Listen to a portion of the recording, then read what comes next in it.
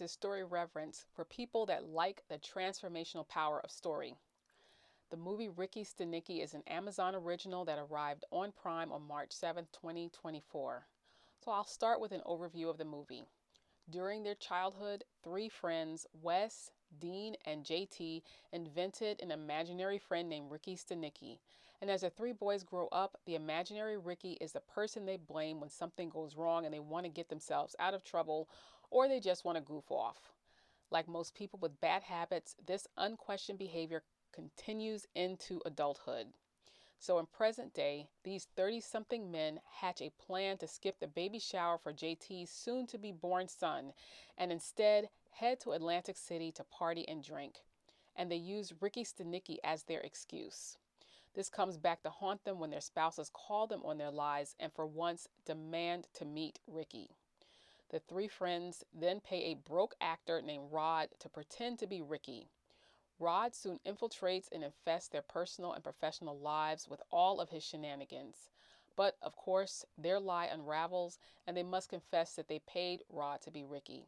Afterwards, these three buddies can get back to being friends again and get back to their normal lives.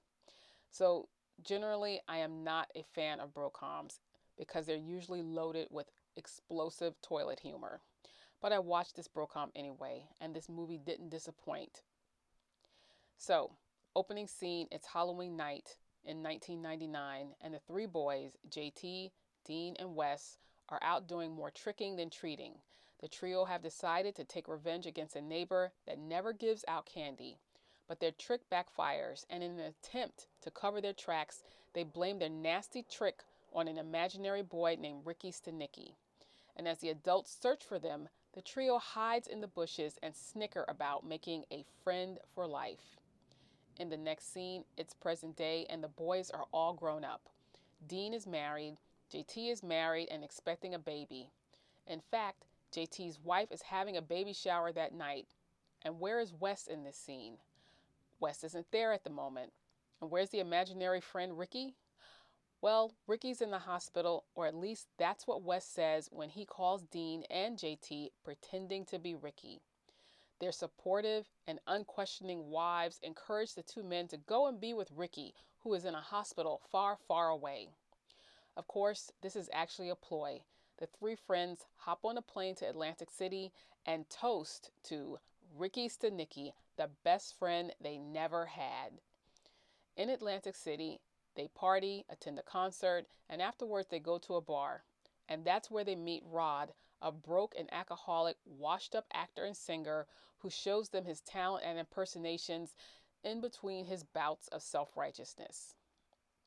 But the trio's trip to Atlantic City crashes when Dean checks his phone and discovers that JT's wife has gone into labor 6 weeks early.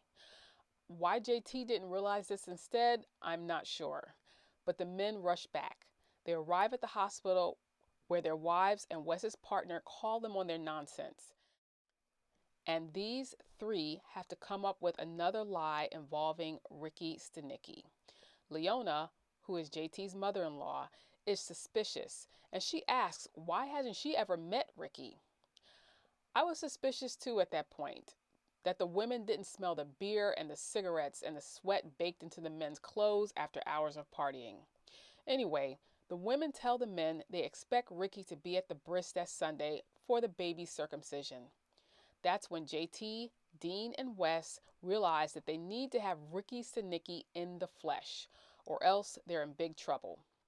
Well, JT and Dean are in big trouble. Wes doesn't seem to have much going for him since he's broke and jobless. And since he's an aspiring children's book writer, it's guaranteed he'll stay broke, in my humble opinion. Anyway, it's at that moment that the characters of all three men shine through, or something like that, because Wes wants to tell the truth, JT wants to keep lying, and Dean, he's the liaison between the two. He walks that tightrope. Since he's the best liar out of the three, he comes up with a plan to hire someone to be Ricky Stanicky, and of course, it's Rod from Atlantic City. The trio need to get Rod on board quick.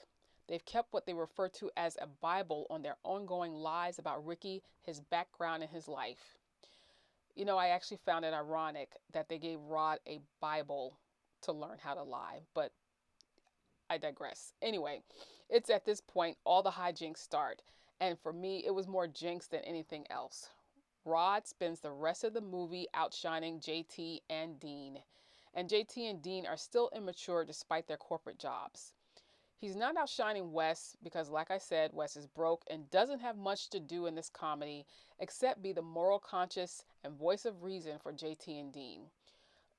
And by the way, that is completely different than how his character was portrayed as a child. But hey, people can change and grow, right?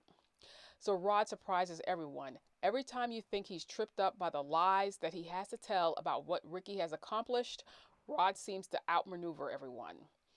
Actually, I thought of him more as Teflon Rod than Ricky Stanicky. About halfway through this movie, Dean wisely says, "This isn't going to end well." And of course, our young grasshopper Dean is lying because this is a comedy. Of course, it's going to end well. Dean and Wes hatch another plan, and this time it's to get rid of Ricky by cutting off his money supply and getting him fired from their job. Now, when we watch movies, we're expected to willingly suspend our disbelief. But I'm supposed to believe that Rod gets hired for $250,000 a year without being related to the boss. When here we are in America, people are being fired via Zoom by disembodied voices from a faceless stranger. Really? Okay, let me get back to the movie. What's the fastest way to get someone fired except by having him make the boss look like a fool? So, of course, Dean and Wes set Rod up, and this attempt blows up in their faces, much like the prank that started this movie. Finally, Wes cracks and demands that Rod quit the job because Rod is putting people's careers at risk. Here's where you cue up the moments of drama. Rod confesses his sob story of being a nobody and wants to keep his new identity of fake Ricky. He doesn't want to go back to being Rod the drunk who belted out vulgar remixes of popular songs because Ricky is successful and has friends. And this is when Dean, the master liar, hits rock bottom and realizes he must come clean with his wife before he loses her along with his job. Because as Wes, the aspiring writer, pointed out, Rod had a fake life and made it real, and Dean had a real life and he made it fake. For me, what sums up this movie best is the line from a character that was on the screen for all of 2 minutes, and I quote, "Somewhere in it all, the line between the mythical and the real had blurred," end quote. And with that, I'll leave the ending of this comedy to your imagination. So if you watched Ricky Stanicky, what do you think I missed? Or what could I have done better with this review about these 3 comedic grasshoppers? Let me know in the comments. And if you enjoyed this review and want to hear more, subscribe and hit the like button.